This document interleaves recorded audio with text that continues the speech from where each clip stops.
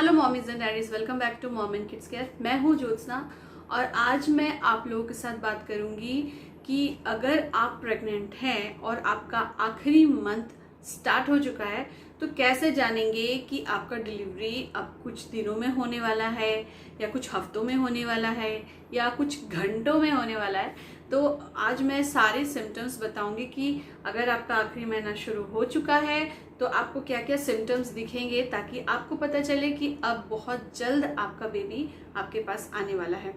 Video बहुत important है, skip बिल्कुल मत कीजिएगा। अगर वीडियो पसंद आए तो एक लाइक ज़रूर कीजिएगा और पहली बार चैनल देख रहे हैं तो सब्सक्राइब जरूर कीजिएगा। तो चलिए बिना देर किए वीडियो को स्टार्ट करते हैं। जब भी कोई महिला प्रेग्नेंट होती है तो स्टार्टिंग से ही एक मन में रहता है कि कब हमारा बेबी हमारे पास आएगा, और जब थर्ड ट्राइमेस्टर स्टार्ट हो जाता है तो और वो एक्साइटमेंट बढ़ जाती है और हम लोग सोचते हैं कि बेबी कब हमारे हाथों में आएगा। क्या होता है जब थर्ड ट्राइमेस्टर स्टार्ट हो जाता है उसके बाद बहुत सारे ऐसे सिम्टम्स देखने को मिलते हैं। उससे पता चलता है कि हमारा जो बेबी है अब कुछ दिनों में आने वाला है। जनरली फर्स्ट टाइम की जो प्रेगनेंसी है उसमें पता नहीं चल पाता है बहुत महिलाओं को, क्योंकि फर्स्ट टाइम फेस कर रही होती हैं। और कुछ केसेस में ऐसा होता है कि 9 मंथ्स पूरा हो जाता है लेकिन फिर भी लेबर पेन नहीं स्टार्ट होता है, क्योंकि महिलाएं लेबर पेन का वेट करती हैं और वो स्टार्ट नहीं हो पाता है। तो क्या होता है कि वो धीरे धीरे टाइम आगे जाता है और महिलाएं वेट करती रहती हैं। तो मैं पहले ही आपको ये बता दे रही हूँ कि अगर आपका लेबर पेन स्टार्ट नहीं हो रहा है और 9 मंथ जस्ट पूरा हो है, बिल्कुल भी घर पे ना बैठे। कुछ भी प्रॉब्लम हो सकती है आपके साथ या आपके बेबी के साथ, आप जल्द ही डॉक्टर के पास जाएं। तो बात करते हैं कि क्या क्या सिम्टम्स देखने को मिलते हैं। पहला जो पॉइंट है वो है बच्चे का हेड डाउन हो जाना। प्रेगनेंसी के स्टार्टिंग से बच्चे का हेड ऊपर की तरफ रहता है और 9वां महीना शुरू होने के बाद 15 से 20 दिन डिलीवरी होने के पहले बेबी का जो हेड है वो नीचे की तरफ चला जाता है, पोजीशन में आ जाता है, ताकि बेबी बिल्कुल अच्छे से डिलीवर हो पाए। तो वो जो हेड डाउन होने की स्थिति है वो कब होती है? जब 9वां महीना स्टार्ट होता है तब। जैसे आप देखोगे कि पहले जैसे प्रेगनेंसी के स्टार्टिंग डेज में हेड जब ऊपर की तरफ रहता है तो बहुत सारी प्रॉब्लम्स होती हैं, जैसे ब्रीदिंग प्रॉब्लम होती हैं और आप कुछ भी अच्छे से नहीं खा पाते हो। आप खाते हो और फिर लगता है कि नहीं, आपका तो स्टमक फुल हो गया है और आपको उठने बैठने सोने में दिक्कत होती है, क्योंकि बेबी का जो हेड है वो ऊपर की तरफ रहता है और आपको बहुत सारी परेशानियों का सामना करना पड़ता है।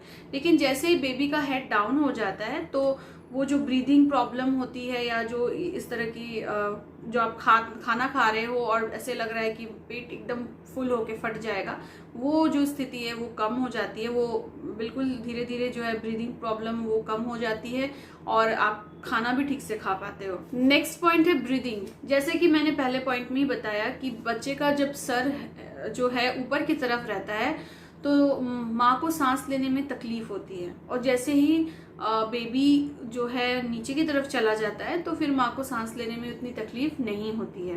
थर्ड पॉइंट है बेबी का पेल्विक एरिया में आ जाने से बेबी का मूवमेंट कम होना।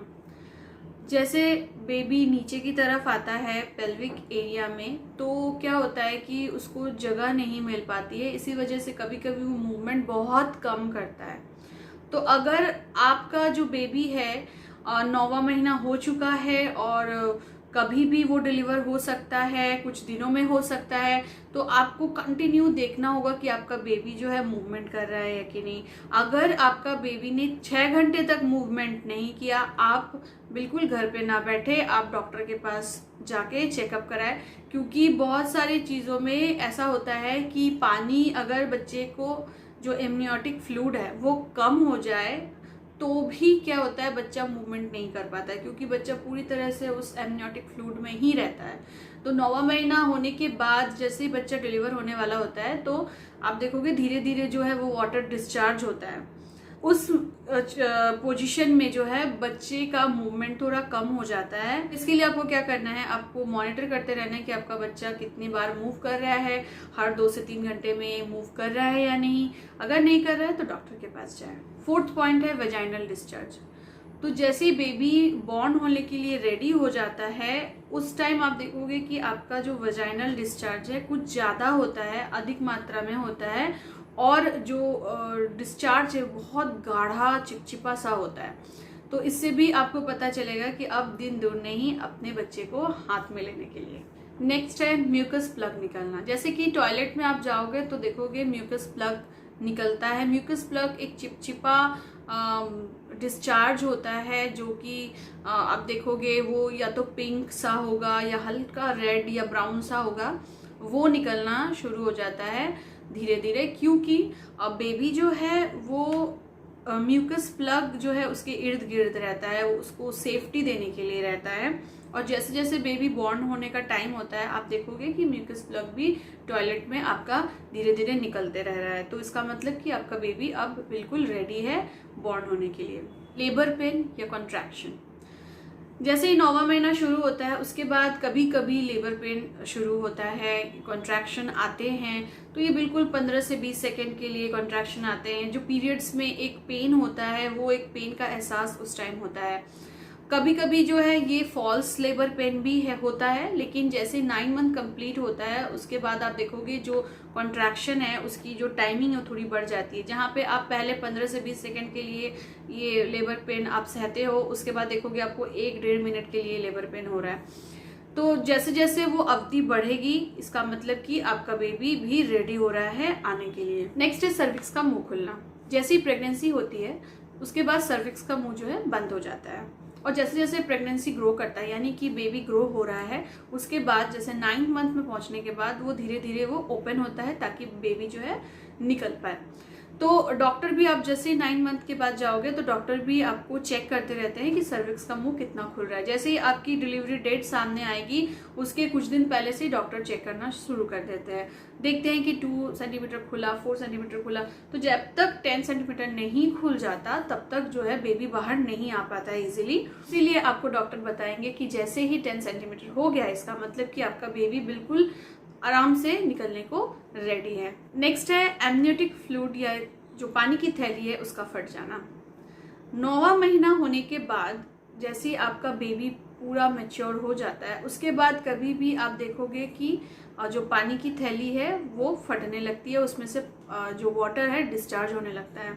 किसी किसी का धीरे धीरे वाटर डिस्चार्ज होता है और किसी किसी का बिल्कुल बहुत तेज। और आप देखो कि अगर आपका एमनियोटिक फ्लूइड की थैली फट चुकी है और आपका कंटिन्यू पानी निकले जा रहा है तो बिल्कुल बिना देर किए हुए आप डॉक्टर के पास जाए, क्योंकि ये आपके बच्चे के लिए खतरनाक हो सकता है। किसी किसी केसेस में ये भी देखने को मिलते हैं कि थ्रू आउट प्रेगनेंसी में एमनियोटिक फ्लूइड जो है उसमें से पानी बिल्कुल डिस्चार्ज हो जा रहा है और उस केसेस में क्या होता है कि डॉक्टर को वाटर चढ़ाने की ज़रूरत होती है।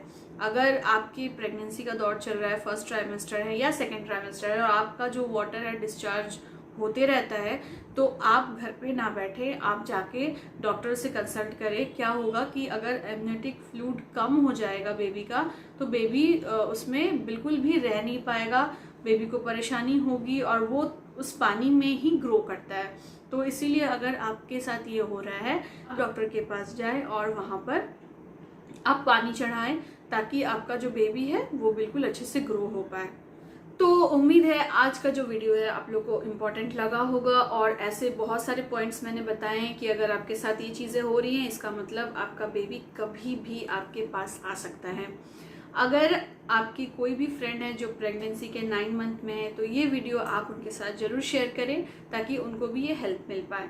तो चलिए वीडियो को यहाँ पर एंड करती हूँ, फिर मिलूंगी एक नए वीडियो के साथ। तब तक के लिए अपना ख्याल रखें और अगर कोई क्वेरीज है तो कमेंट सेक्शन में जाके आप कमेंट भी कर सकते हैं और अगर पहली बार चैनल देख रहे हैं तो प्लीज़ सब्सक्राइब करके ही जाएं और बेल नोटिफिकेशन को भी प्रेस कर दें। बाय।